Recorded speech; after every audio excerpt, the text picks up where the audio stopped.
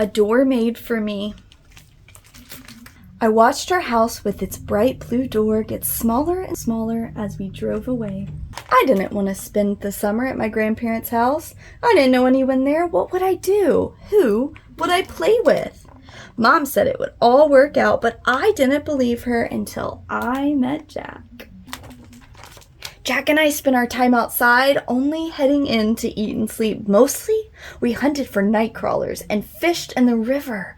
I had never fished before, and I'd never hunted worms. I wasn't interested in touching any critter known for crawling out of the ground at night, but Jack showed me they weren't so bad. Usually, we only caught a few fish, but one day, we caught 3 buckets full. You're getting really good at this, Jack beamed. As the sun started to go down, we scooped up our buckets and headed home. When we got to our road, Jack walked right by. "Where are you going?" I asked. "Do you see how many fish we caught? We've got to show everybody." "Come on," he said. "It won't take long." I shrugged and followed along. We went house to house, knocking on doors and asking if Jack's friends could come out. At the first house, a large man told us Jack's friends couldn't come out, as the door quickly closed. The second house was the same. We couldn't go in, and no one came out. Suddenly, my stomach was doing flips. What's going on? I wondered. Why won't Jack's friends come outside? We figured we'd try one last time. We walked up to a house with a beautiful wooden door. I knocked and we waited patiently until, creak, the door swung open slowly. A woman towered above us, frowning. Another adult, I thought, and she doesn't look happy. Jack asked if his friend could come out. The woman shook her head and pointed at Jack. "You can come in, Jack," she said. "But not that little black boy. He needs to stay outside." I felt all the air leave my body as Jack walked inside to show off the fish we had caught together. I'll be right back," he promised. The door shut tight behind Jack, followed by the loudest lock I had ever heard. I turned and left my share of fish baking in the sinking. I couldn't stop thinking about the slam of the door and the click of the lock. I had already walked through lots of doors. The glass double doors of my school, the bright blue one at my house, and the impossibly heavy one at my grandparents' place.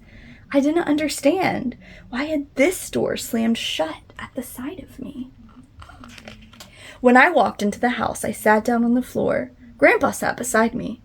"What's wrong?" he said. I told him the whole story. He shook his head. "I wish this didn't still happen. Especially not to you, Tyler." "But why did it?" I asked. "How can she hate me when she doesn't even know me?" Grandpa sighed.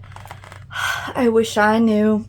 In life," he said, "there are many doors, but some people don't want to see us walk through them. It can be for any reason, the way you're dressed, the twists and curls of your glorious hair, or even the beautiful mahogany of your skin. It won't make sense. You might feel angry or sad, and that's okay. But remember, sweet boy, you are loved, and you are perfect just as you are. Another person's hate doesn't change that. You'll find a door that's right for you, and when you do, be sure to leave it open for the next kid struggling to get in." I kept on catching fish that summer, and Grandpa taught me how to clean them and fry them up. I was still sad about the woman who slammed her door in my face, and I missed playing with Jack. He came by once to see if I wanted to catch night crawlers together. I told him no. I didn't hate Jack, but it was hard to stay friends after what he did. Grandpa told me not to give up on Jack. He said, "I know it hurts, but he's still learning. I think he'll be a better friend someday." I hoped he was right. Not a lot of doors opened for me that summer. It wasn't right, and it wasn't fair, but I knew there were more doors waiting just around the corner. I would find a door for me. I'd open it myself, and I'd hold it wide for whoever wanted to come in.